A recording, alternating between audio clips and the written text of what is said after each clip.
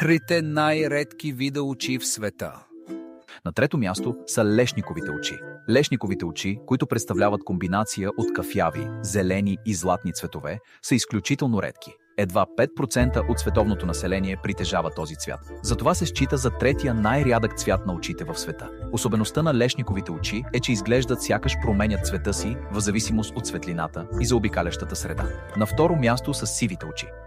Сивите или пепеляви очи, срещащи се при по-малко от 3% от световното население, са вторият най-рядък цвят. Те се срещат най-често в северните и централноевропейски страни, като Исландия, Финландия и Норвегия. Хората с сиви очи често са смятани за интелигентни и дълбоко мислещи.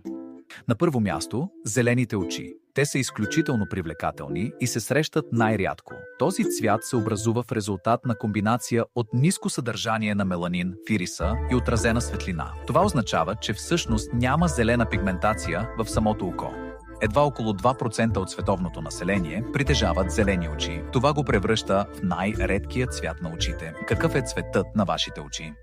Кажете ми в коментарите. Ако все още не ни следвате, може би никога няма да чуете гласа ми. И ако ни следвате, добре дошли отново. Вие растете всеки ден.